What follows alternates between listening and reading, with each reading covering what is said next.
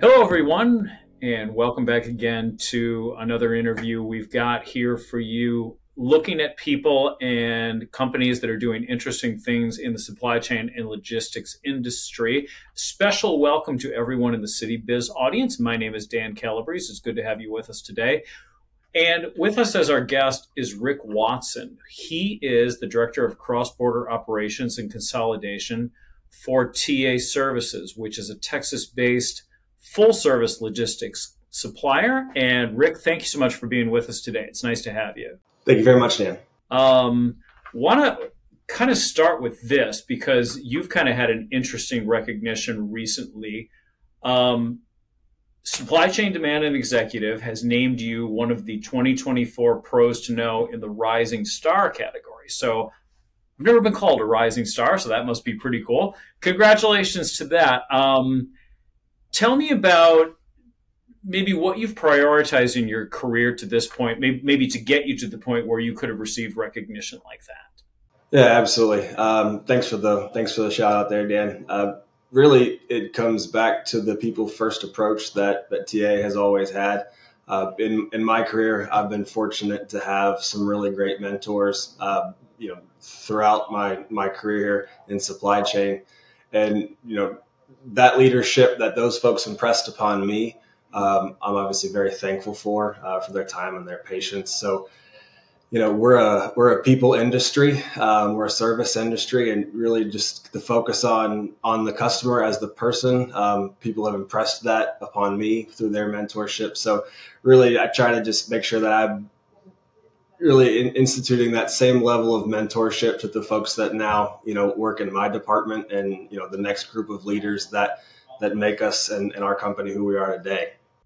Yeah, I like what you said about being a people industry because, for all the emphasis on the technology developments and the platforms and bringing in the use of AI and everything like that, it's really still about people who need stuff and people that are getting the stuff to them.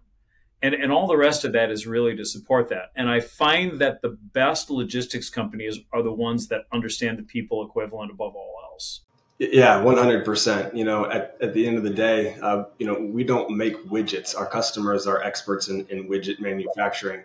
Our supply chain really consists of data as a product and people as a product. So, when our customers pick up the phone and get TA services on the other side, not only the integrity of the information, but the care that's taken by the associate that's completing or servicing that transaction, the diligence, the forethought, the proactive measures to help resolve those items in the minute and really at a macro level is who we are.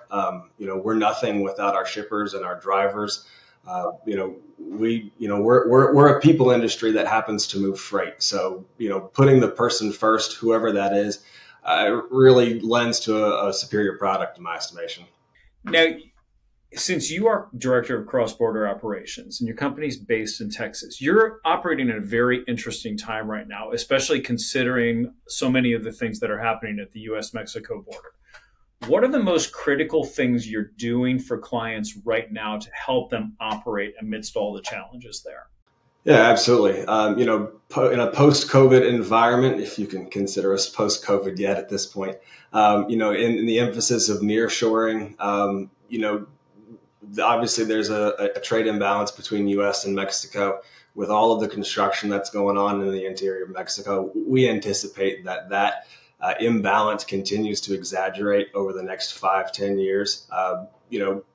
And being in the third party space, you leverage your client's freight to benefit the other, right? Again, we're tying people together. At the end of the day, it comes back to the driver. Everybody has a permanent address, and some customers are importing more than they're exporting. So being able to position people in a place where they can be mutually beneficial across all of our different industries and businesses is really one of the areas where we see the biggest opportunity for improvement in service and to help insulate people from some of those ebbs and flows in the market. Are there certain things that you have found, especially with carriers that are crossing the border on a regular basis? Are there certain types of insight or or maybe procedures that you've been able to help them with to smooth out that process? Oh, absolutely. In the last couple of years, the Carta Porte process with Mexico Tax and Customs has caused momentary and long term stress in that supply chain. Just the transfer of the information between additional parties is causing delays. If there's delays in communication and the transportation, the crossing of the freight. So being in front of those types of implementations has really helped us prevent delays for our customer supply chain, working with our carriers to understand what transactional delays that they're facing. Again, it comes down to education, right? How can our shippers be a better vendor for our carriers, and how can our carriers be a better vendor for our shippers? In helping those folks work together to really come back to a steady state after those types of implementations is paramount. Understanding, again, what does it do to the driver? The driver is ultimately the key for everything that we do. So understanding those variables and being able to maneuver around them, accommodate them with the use of technology, really helps to make our customers' supply chain whole again. For all the attention that China gets, and for various reasons, a lot of people don't realize that Mexico is actually our number one trading partner. And a lot of that has to do with the trend toward nearshoring. What do people in the industry need to understand about the nearshoring trend? And how are you helping both carriers and shippers to understand that better? Yeah, absolutely. And because of the imbalance, there's going to be waste associated with that imbalance. And no customer wants to be victim to the waste. But the reality of the fact is that we have to share the waste, as best we can. Anytime you go and try to cut the waste out of your supply chain, you put yourself at risk for a variety of reasons, right? Carriers ultimately have to be made whole on their business, and they have to digest that waste. You can't just put it on one region or one area of business. So helping to eliminate that waste is first and foremost the goal, but then immediately behind that is how can we position our trucks and our carriers and our customers in a way that I hate to say use the buzzword optimize, but at the end of the day, that's really what it is. How do we work together with different areas of industry? Whether that's automotive, retail, food and bev, whatever.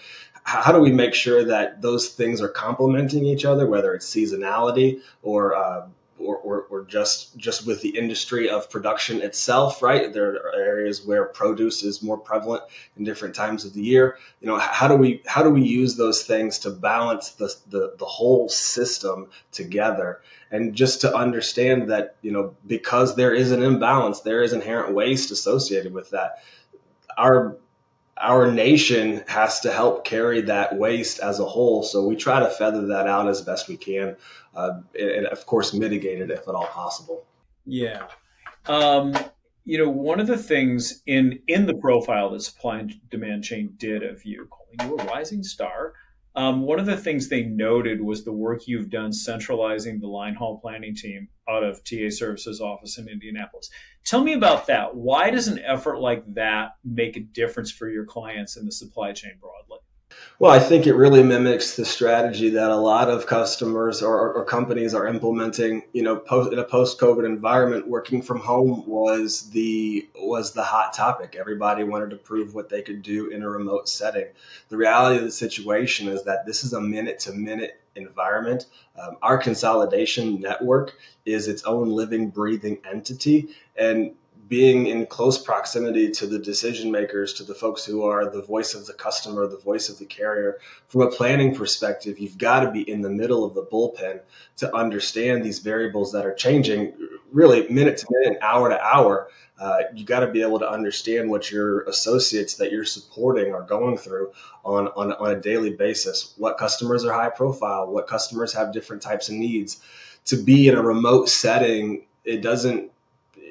there's an opportunity there for a reduced amount of information, and just the what we call overhead chatter, the things that you don't need right this moment that you may call on tomorrow or the next day, that you just wouldn't be privy to if you're not sitting in the hot seat, sitting in the bullpen with the rest of these folks. You know, it's an opportunity for education to have that centralized and to be in close proximity. You know, we tell people here at TA Services, if you want someone to respond when they have a minute, you send them an email. If you need a response now, you pick up the phone. And it's the same methodology here.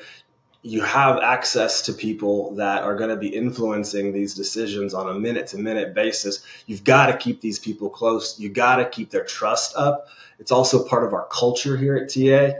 You know, working from home certainly has its benefits for some industries. In the logistics industry, I really don't feel like that's the best model. Having that teamwork and that you know, when things are tough here in the logistics industry. So having that camaraderie and seeing your fellow man go through those challenges, you feel for them, you learn what their pain points are. We operate in our customers' supply chain. We also manage our own supply chain within the consolidation product, you know, and so understanding where each one of those variables and handoffs points happen, being in the same room helps to expedite the handoff of those things. It helps to make sure that the transfer of information happens in a more clear and concise manner. And we feel it just overall delivers a superior product. Yeah, I mean, and I think it goes earlier with what we were saying about the people emphasis, because the kind of environment you're describing, it can be a very high energy, very exciting kind of environment in which you've got to make decisions quickly. You've got to draw on different people's insights and understanding of the data that they're looking at. And I think there's no question. I like what you said, especially about for all of the popularity of the remote work at the moment. There's nothing like bringing that team together and giving them the opportunity to collaborate that closely in real time. Absolutely. Absolutely. And you know, it takes a certain type of person to enjoy that level of pressure.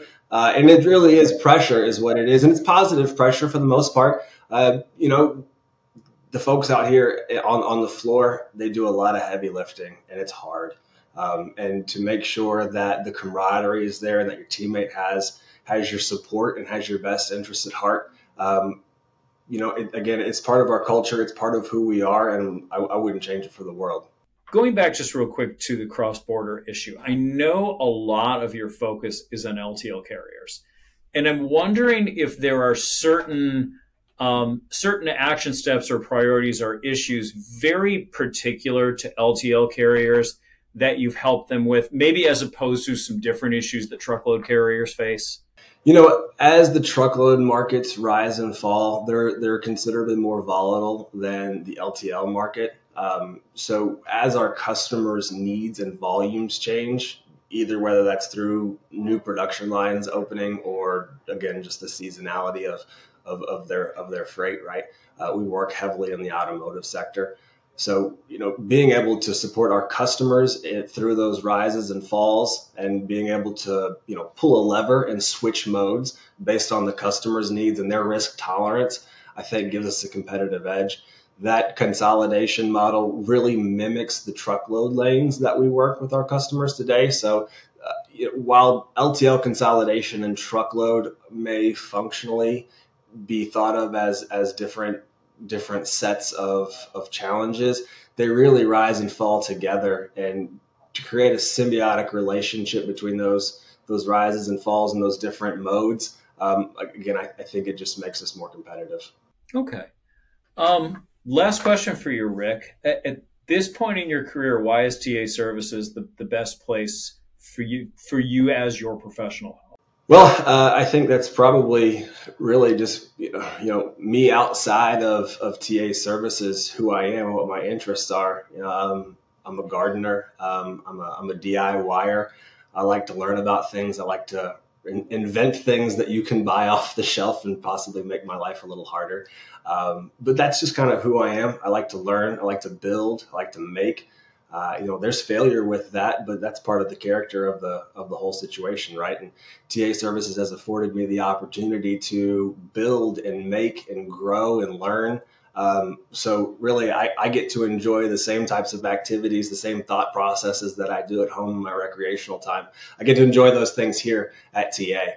And that challenge is really just, it's icing on the cake as far as, a place to come to work every day and to be challenged and to be supported in that challenge. Obviously, to be rewarded with the team that we have here, because truthfully, the people on the floor here are my biggest reward.